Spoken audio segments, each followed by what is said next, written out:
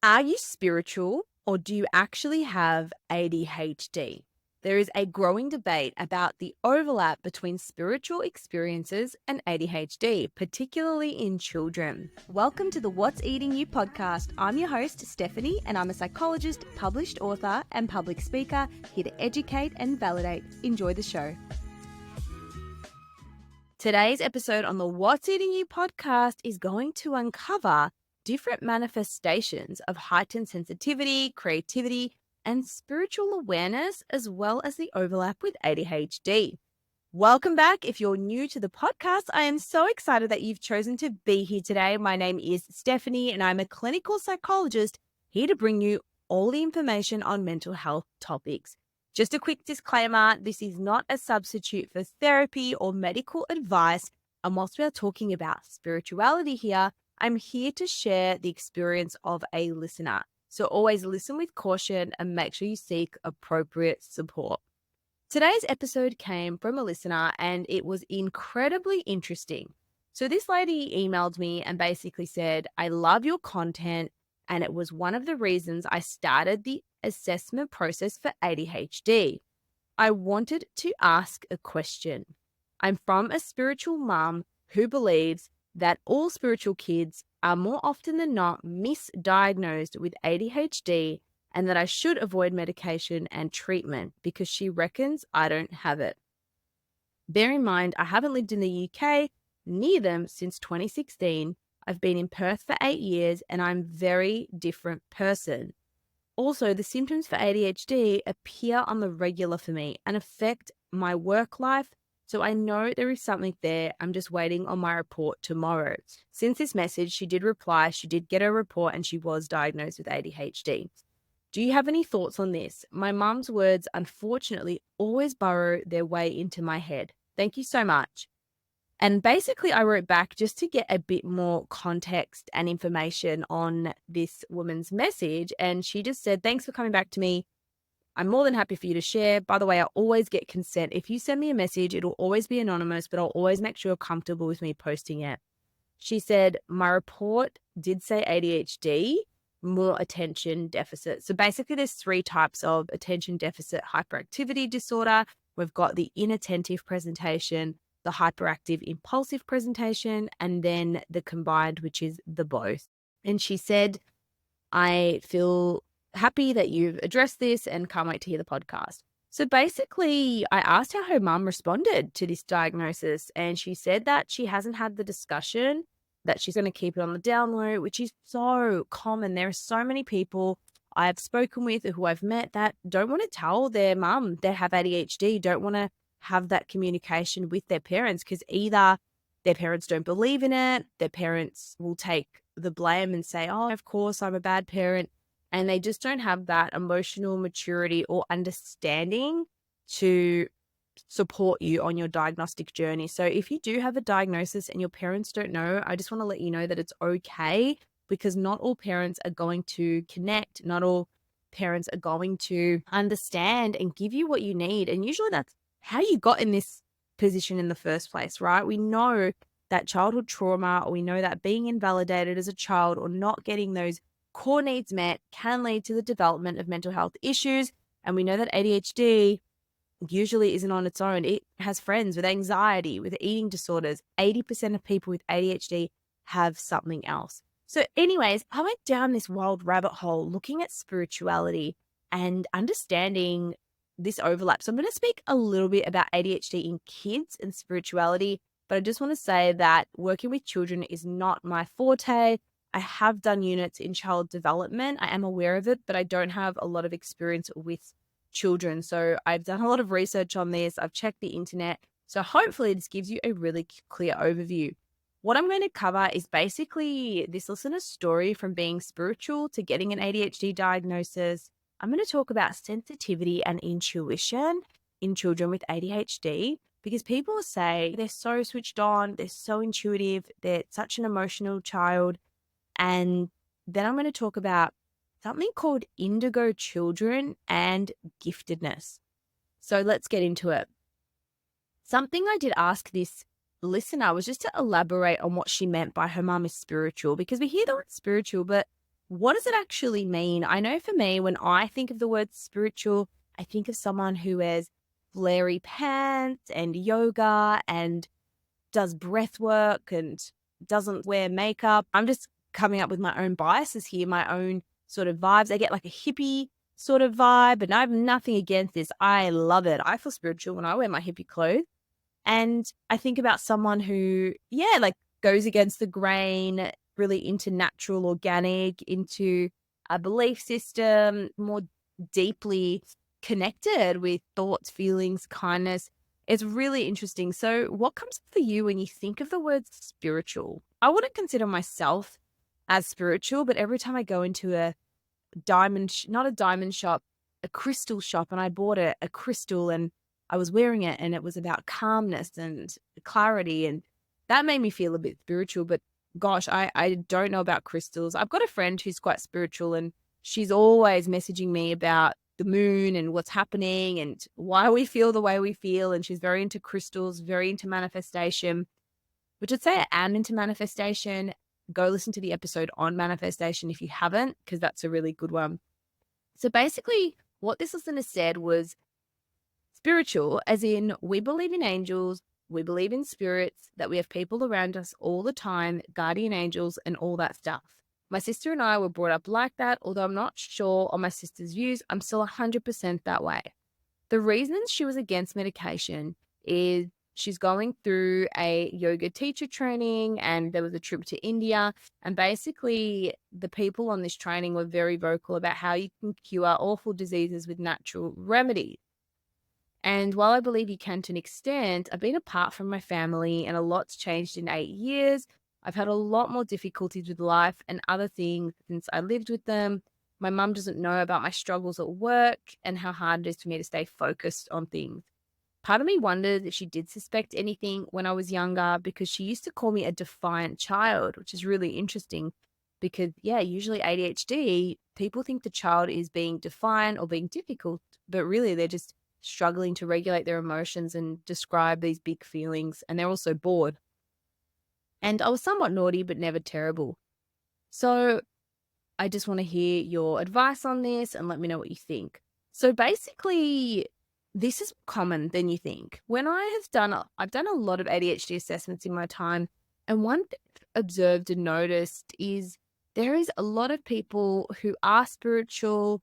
There is a lot of people with quite strict religious upbringings that had ADHD, but it completely got dismissed and it was attributed to something else, or difficulty with managing your emotions or just being naughty or not following it. And it can create a lot of problems later on. So what comes first, the chicken or the egg?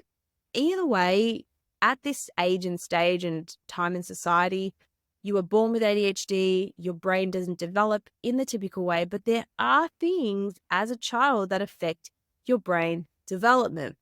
Now, I'm not saying being spiritual affects your brain development, but if you do have parents that don't believe in ADHD, this can prolong proper treatment and proper intervention. So as mentioned earlier, there is growing debate about the overlap of spiritual experiences and ADHD. So let's first unpack what spirituality is, right? Because I wanted to know. Spirituality is about finding deeper meaning, connection, and purposes in life. It's a personal journey that can involve your inner belief system, so your belief about life, existence, and the universe. So this can be beliefs around ADHD as well. A search for meaning. So what is my purpose? Why am I here? Which I think are really good questions either way. Also feeling connected to something greater, and personal practices. So people can be spiritual by what they do. They can do meditation, they can do yoga, or spending time in nature to find peace and self-awareness, and values and ethics. So living by principles such as compassion, kindness, and personal growth. I think these are wonderful. I think there's elements of spirituality we should all embrace. But the problem is, if you do have ADHD or you have a problem, does following this spiritual path prevent you from getting support that you need? Does it actually prevent you from thriving? And that's where I always think it's important for people to seek help if you've gotten to a point where, okay, it's fine to be spiritual, but is this preventing me from living the best life I can? Because there's only so many things you can do to help with your focus and concentration. This is a cognitive issue. It doesn't matter how much you manifest, it doesn't matter how much you believe, it doesn't matter how much you meditate. That's all going to be helpful and amazing. But the brain has developed differently. And unless we can change the brain in some way, then it can only really take you so far. So let's talk about this term spirituality and ADHD misdiagnosis. Misdiagnosis is a pretty big term and it does get thrown around a lot. So misdiagnosis might be you're diagnosed with one thing and then you realize that you're diagnosed with another thing. I'm not too sure on the exact statistics because in order to know what that would be, you would have to go back and be correctly diagnosed. So it'd be only the people who would go back, and I guess that might raise the statistic. But essentially, misdiagnosis for ADHD, I don't know how often it would occur. It's something I can look into. But the reason that people think that spirituality is misdiagnosed as ADHD is 3 reasons. So basically, sensitivity and intuition. Some children who exhibit traits such as high sensitivity, deep intuition, and strong imagination are sometimes misdiagnosed with ADHD. And there are some reports on this, and I'll put the references in the notes. These traits can be mistaken for symptoms of ADHD, such as distractibility, hyperactivity, and impulsiveness. I don't disagree. It's very true. Even people with ADHD are very intuitive, they're very creative, and they have high sensitivity.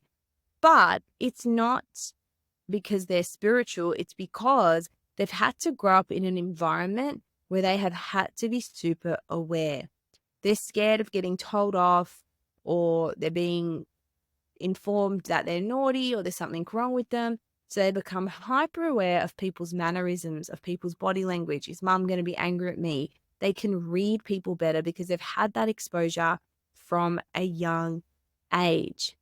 The creativity, I'm not too sure about that, but it could be different reasons. But I do want to highlight that, yes, people I've met with ADHD are intuitive. They have a really strong imagination, and this is why they thrive in creative projects or even running their own business, because they really just have this expansive mind. And it could also be because of impulsivity. It could be about taking risks.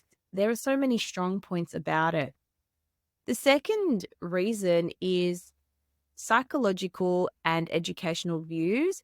So certain psychologists and educators argue that the current diagnostic criteria for ADHD may not accurately distinguish between neurological disorders and traits associated with spiritual or creative personalities. For instance, heightened sensory awareness and deep thinking can sometimes lead to behaviors that mimic ADHD. And look, the diagnostic criteria in the DSM-5 is very brain-based. It doesn't really take into account whether someone is sensitive or creative, etc. But what this is basically saying is that because of these traits of being a deep thinker and being creative, people might act in ways that look like ADHD or children. And the third sort of perspective about spirituality and ADHD misdiagnosis is there are case studies and anecdotal reports of children who were diagnosed with ADHD but later identified as having strong spiritual or creative inclinations. These cases often show improvement when the child's unique traits are nurtured rather than suppressed with medication. I don't know about this comment because medication doesn't suppress who you are. There's this big, I guess people have this worry that, oh my gosh, medication is going to change who I am. ADHD medication just quietens your frontal lobe so you're able to concentrate on one thing at a time. It doesn't change your personality. It doesn't change your creativity. It actually allows you to harness your creativity and actually follow through with it and be able to put it into concise plans and execution. That's what I'm looking for. It actually helps you execute it, because no point in having these creative ideas if you can't actually execute it. And that's the biggest thing that ADHD people struggle with. And I think that's one of the biggest fears as well with parents, is that they worry that if they medicate their kids, they're not going to be who they are and they're going to be zombies. But it's not true with ADHD medication. And that's that type of medication where you don't need to take it every single day, but always speak to your psychiatrist. Disclaimer, this is not psychiatric advice, but I think a lot of stigma around ADHD just comes down to not being fully informed. And once I inform people, once they know about medication, there's so much more accepting of it, and there's a lot less resistance to it as well. So basically, I really want to congratulate this woman for pursuing her assessment and getting the support she needs, despite it not being supported in her family, or maybe her mum not understanding. And that could be incredibly difficult. One thing is you really just want to know, why am I the way I am? And if you can find out that it's explained by your brain, that's extremely validating and healing for people. But to have a parent potentially invalidate that and say, no, you're just spiritual. And I understand they're just trying to do their best. They're just trying to, they might not like labels. They might not want to diagnose you. It can actually be more damaging than just listening to your child and say, okay, I've got my views, but I can hear that you're really relieved by this diagnosis. I can hear that you really want to try medication. And even though my thoughts, I'm here to support you no matter what. That's what children need. I want to say children, adult too, adult children. That's exactly what you need. Let's get on to indigo children. This was very, very interesting. So the concept of indigo children refers to kids who are believed to possess spiritual gifts such as heightened intuition, clairvoyance, or an advanced level of consciousness. Traits such as high sensitivity, intense creativity, and a tendency to become bored easily can lead to behaviors that resemble ADHD. For example, their inquisitive nature and difficulty adhering to routine might be mistaken for symptoms of ADHD. And again, I just think it comes down to asking yourself, okay, even if that was the truth, even if your children had a special gift, even if they were clairvoyant, even if is it helpful to withhold assessment, diagnosis, and medication that could help them? That's what I always come back to. How helpful is it, and what's the purpose behind it? And you'll never know unless you try. You'll never know unless you actually go through the assessment, get support. Are they going to be in a better place? Or, is it going to affect them? So I thought that was really interesting. And I just wonder, are more children with ADHD labeled as indigo because of having ADHD? It does make them more intuitive and aware and more sensitive. The second one was giftedness. So gifted children often display behaviors that overlap with ADHD symptoms, such as rapid task switching, excessive talking, and high energy levels, which is interesting because I think people who have giftedness are often more quiet, but maybe I've just watched too many movies. But I think it can vary. It doesn't mean that everyone who's gifted has a particular personality trait. Giftedness is also really challenging to diagnose, and you need to use specific intelligence tests because the standardized tests they use at the moment, the WISC, the WAIS, these are the Wechsler individual scales of intelligence. Wechsler intelligence scale for children. There you go. And the adult one is the WAIS, Wechsler adult intelligence scales. They do not measure giftedness. They've got a ceiling, which means there's a number that you can reach, which is the highest and the lowest. So you need to use other assessments for intellectual capacity, such as Woodcock-Johnson. If you're actually interested in knowing this, I can tell you, and other assessments that can measure giftedness, because not all assessments can. And I remember reading a study where more parents think their child is gifted than actually gifted children. Right. Now, going back to giftedness and ADHD, These behaviors stem from their intellectual curiosity and creativity rather than a neurological disorder. So it's believed that they don't have a neurological disorder. It means that these symptoms that look like ADHD, such as rapid task switching and talking and high energy, is more because they are so gifted and so intelligent that they become bored. So at the end of the day, again, it comes down to what I said earlier. How helpful is this? So even if we were to say, okay, you're just gifted and you're going to get bored and you're going to interrupt others and that's what you are, cool. If we just leave it, is it helpful for that child if we do not intervene or do something appropriate? And look, there is a lot of holistic approaches and integrative approaches. I don't believe it's one or the other. I think there's room for all of it. So some people combine traditional ADHD treatments with holistic practices such as mindfulness, meditation, and creative arts. And I think this is amazing. I always recommend that. Taking a holistic approach to your mental health is really important and it helps with a child's development. In summary, I think it's really important to ask yourself, what would be helpful for me? So putting your parents' beliefs aside, whether your parents are spiritual or very religious, accepting that it's really hard to have parents who have different beliefs to you or who may not be open to hearing about your assessment and diagnosis. But part of accepting this could be part of your healing as well. And I think no matter what you feel and what you're going through, if an assessment and diagnosis and medication is going to help you live a better quality of life, then I think it could really be worth it. ADHD, it's a legitimate and well-supported diagnosis. It is real. And look, people with ADHD may be more spiritual or maybe more creative, but I think a comprehensive approach really needs to include both medical and holistic approaches to provide the best support for the individual involved. And this is always a case-by-case approach, so make sure you seek appropriate support. I really appreciate you tuning in and thank you so much for submitting this question. I'm always very grateful to get your submissions and your questions. So if you do have a question, send me a message on Instagram and I will definitely read it and do a podcast episode. If you liked today's episode, please take a screenshot, tag me on Instagram and leave a review and a rating. See you in the next one. Thank you for listening to today's episode. I am truly grateful for you being here.